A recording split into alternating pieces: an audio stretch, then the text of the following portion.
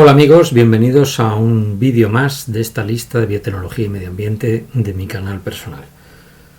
Es evidente que en estos momentos la ganadería está en crisis por una serie de factores que están relacionados. Por un lado, tenemos el cambio climático, que está haciendo que cada vez los costos de producción sean mayores, debido a que el alimento natural del ganado, es decir, el pasto, normalmente pues está decreciendo en producción y en calidad desde hace muchas décadas. Al mismo tiempo, la crisis agrícola, motivada también por el cambio climático, está provocando que los precios de los alimentos que se usan para el ganado se encarezcan más aún.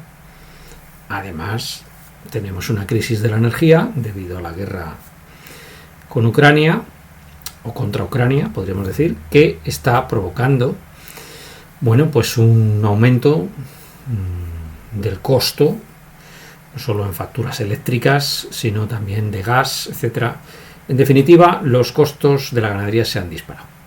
Y eso se une el calentamiento global que está provocando un deterioro de los sistemas silvopastorales. Esto nos afecta muchísimo en el sur de Europa y particularmente en el caso de España, en las regiones de ganado extensivo, como va a ser el caso de Extremadura. Desde el año 94 que viajé por primera vez al norte de Chile y pude comprobar ganaderías bastante rentables en condiciones mucho más áridas que las de Extremadura, la región de Extremadura en España, es decir, con precipitaciones promedio de 100-150 milímetros que vi en la zona del norte chico de Chile, en la región de Coquimbo, con ganadería caprina, y observé cómo se explotaban estos ganados con subproductos procedentes del mar, se les daba algas, se les daba chumbera, por ejemplo, picada, se les daba una serie de alimento natural, se pastoreaban estas cabras, etcétera, se producían quesos, se producía cabrito, etcétera. Y vi que la ganadería, podía llegar a ser rentable, podía llegar a ser sostenible, aunque había muchas zonas que estaban desertificadas en esa región del norte de Chile. Sí que pude observar por parte de los expertos en ganadería de la Universidad de Chile, de la Facultad de Ciencias Agrarias, Veterinarias y Forestales, que luego se dividió en distintas facultades, pude observar por expertos como el profesor Patricio Azócar, el profesor Sergio Lailacar, el profesor Héctor Manterola, el profesor Alfredo Olivares, Edmundo Acevedo y tantos otros, pude comprobar que la ganadería bien manejada no es un agente desertificante, sino que puede ser incluso beneficiosa para el sistema. De estos, casi desde el 94 al 2003, intenté trasladar estas ideas a la región de Extremadura y me topé con un muro de incomprensión. Me sentí completamente fuera de lugar, en el sentido que vi que no calaban estos temas, a pesar de que yo seguía pensando que eran importantes. He de reconocer que, lo he dicho varias veces, que no me hace feliz decir que tenía razón. Hoy en día, debido al deterioro de los sistemas pastorales, que nos los hemos cargado literalmente, por aplicar modelos demasiado intensivos que han destruido el suelo, hemos arado el suelo, destruyendo esas raíces superficiales de los árboles, destruyendo esa capa de materia orgánica, exponiéndola al aire, produciendo óxido nitroso por oxidación de esos nitratos y nitritos. Hemos no respetado los ciclos naturales de semillado. Las plantas forrajeras mejores son aquellas que el ganado come primero, por tanto, si no las dejamos semillar, cada vez son más escasas. Hemos llenado los sistemas pastorales de margaritas, de cardos, de amapolas, de plantas que el ganado no consume, compuestas, etc. Incluso especies que son tóxicas en muchos casos. Y todo esto forma parte de la teoría del range management, que es una ciencia que se inventó en el sur de Estados Unidos en los años 30 del siglo pasado, es decir, casi un siglo antes, y que tenía, entre otros exponentes, a los autores de este libro, Range Management, Principles and Practice, segunda edición, Gary Holeczek, Rex Piper y Carlton Herbel. Bueno, pues este libro, que yo lo tengo desde hace muchos años, de hecho esta es la segunda edición, que es del año... A ver, porque después han hecho otras ediciones. A mí me gusta más la segunda. Este es un libro personal mío, del año 97, lo tengo aquí firmado. A mí me gusta firmar mis propios libros. Septiembre del 97 tengo yo este libro. Bien, pues en ese libro, que me lo he leído varias veces, habla de los sistemas silvopastorales principales. Y uno de los sistemas que se utiliza es el sistema, el primero en inventarse, el rotativo diferido, que se inventó en California, y que consiste básicamente en ir moviendo el ganado, rotativo, y de repente, cuando llega la primavera, diferido, se salta una de las zonas y se deja semillar. Y se vuelve a rotar el ganado. Al año siguiente, la zona que se salta es otra. Ese sistema intenté aplicarlo en Extremadura sin demasiado éxito, porque yo no tengo fincas. Si tuviera fincas, evidentemente mis fincas estarían, y no es una pedantería, como los chorros del oro, porque yo he visto pastos de 2 y 3 toneladas por hectárea en medio del desierto y de hasta 6 en zonas mediterráneas de Santiago de Chile, en Rinconada del Maipo, que lo he comentado en algún vídeo. Bueno, en el Valle del Maipo. Bien, he de decir que además de ese sistema rotativo diferido, el libro de Holeczek habla de otro sistema, que es el sistema Merrill, o sistema de 3 rebaños, 4 pastos. Este sistema consiste básicamente en dejar una zona protegida y en vez de rotar el ganado, lo que se rota es la zona. Es decir, se llama de 3 rebaños porque en 3 áreas o potreros, como dicen en Chile, de la finca, pues está el ganado y solo una se deja protegida. También intenté ese sistema y sin demasiado éxito. Sin embargo, sí pudimos hacer algunos pequeños experimentos de exclusiones en zonas con ciervos que dieron muy buen resultado. Pudimos comprobar que al dejar protegida una zona durante unos meses se produce un semillado y al año siguiente se produce un boom de especies forrajeras. También lo aplicamos esto en ganadería vacuna de retinto durante un año y obtuvimos de un 20 a un 30% de aumento de las especies de tréboles, lorium, las mejores forrajeras. Al segundo año llegó a un 80 o un 90% de aumento y el tercer año el experimento se fastidió por el propietario de la finca, que ante una sequía no se aguantó y metió todo el ganado y estropeó el experimento. Es decir, podíamos haber llegado a lo mismo que llegó el profesor Alfredo Olivares en Chile con pastoreo rotativo diferido, que era un 100% de especies forrajeras, como pueden ustedes observar en las imágenes, en las que no se ven margaritas, no se ven amapolas. Es una pradera de secano sin riego, con un pasto de secano sin riego, con un manejo rotativo diferido y hasta 6 toneladas de producción, nada menos. Bueno, es evidente que si se hubieran utilizado estos sistemas desde hace muchos años, hoy en día la crisis ganadera hubiera sido menos intensa. Es decir, nos hemos dejado influir por los sistemas intensivos centroeuropeos y ha habido toda una legión de apóstoles que han predicado esto, obligando a ganaderos a adoptar estos sistemas a costa de su rentabilidad en sus explotaciones. Hoy en día, debido al arado, a los fertilizantes químicos y a una serie de manejos de pastoreo continuo, nos hemos cargado el sistema de dehesa.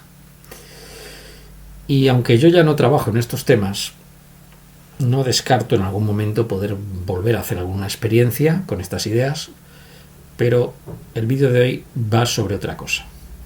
Y es para que vean ustedes hasta qué punto, con un manejo silvopastoral apropiado, se pueden recuperar terrenos degradados. Voy a mostrarles a ustedes un ejemplo que yo uso mucho en mis clases, que es el de la Universidad de Arizona, concretamente la finca Santa Rita. Bien, la Universidad de Arizona compró esta finca hace casi un siglo, como dicen ellos mismos en su página web. Ahí lo tienen.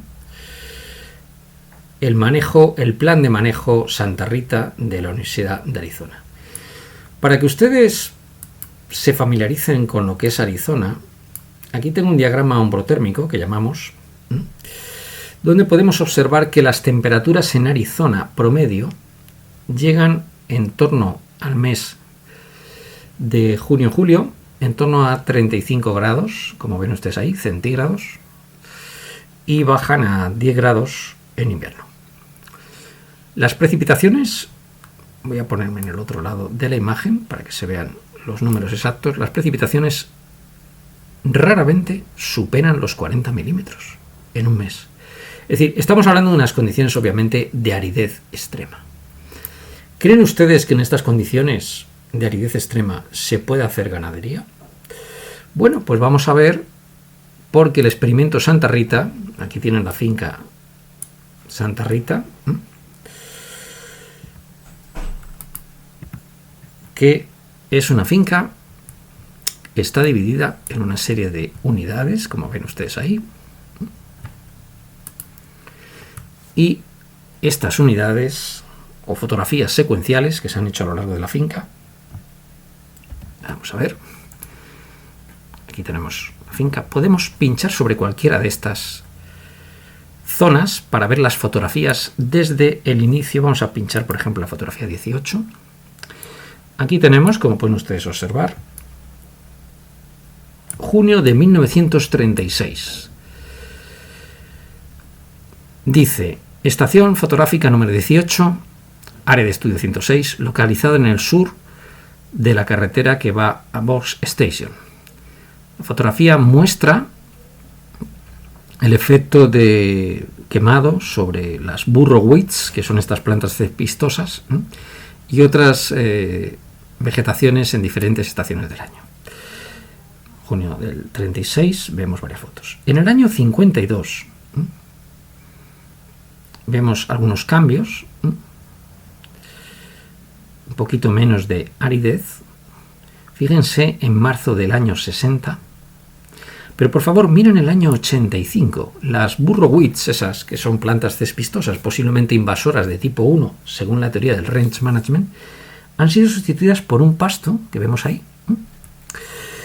Y el pasto es de Aplopapus tenuisectus, la llamada planta forrajera de la zona, reemplazado por Eragrostis, esta ya es una gramínea, Lemmania y Heteropogon contortus. Es decir, ha habido un cambio en la vegetación importante. Fíjense ustedes cómo han desaparecido las burrowheats esas y han sido sustituidas, aquí ya vemos las fotos en color, por un pasto mucho más recuperado. Vamos a ver otra fotografía. Vamos a ver varias. Por ejemplo, la 336. Sistema extraordinariamente árido, como vemos aquí. Fotografía de 1950. Desierto total, con las típicas matas que no come el ganado. Y vamos viendo cómo se va llenando de verde. Fíjense. Fíjense, por favor, la fotografía en el 2018. Compárenla. Aunque no sea en color, comparen esta de 1950 con la de aquí abajo de 2018. Está todo verde, teniendo en cuenta que es desierto Arizona. Vamos a coger otra al azar, 180. Vamos a ver que cargue. 1938.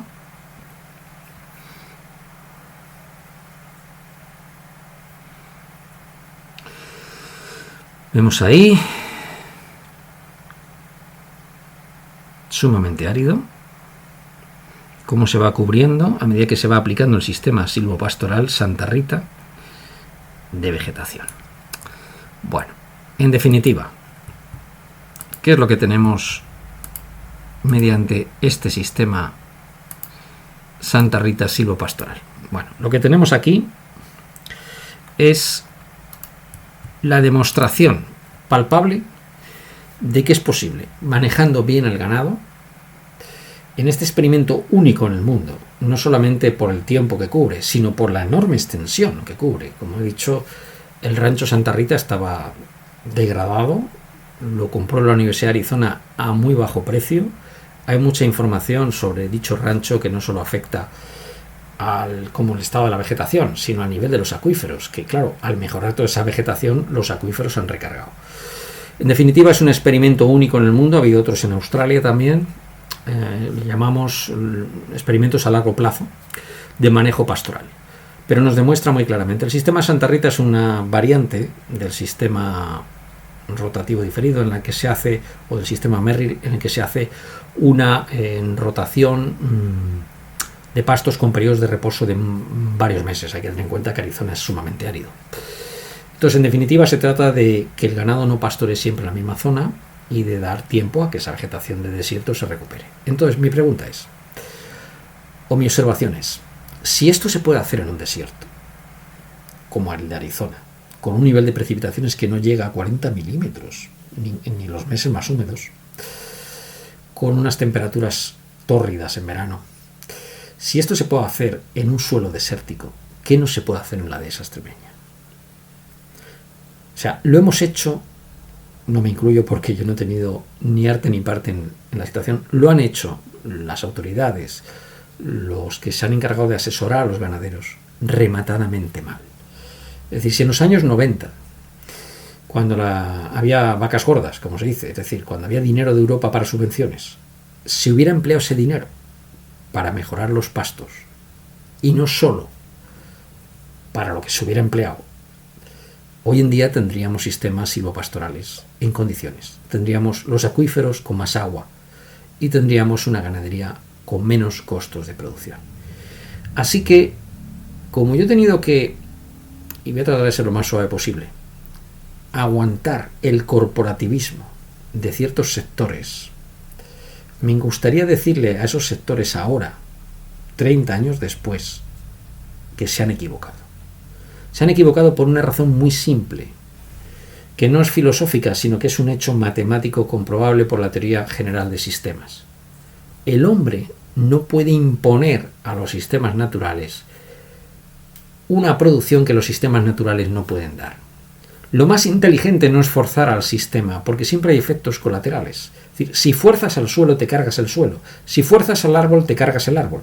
Y esto, aunque suena a filosofía, es una realidad.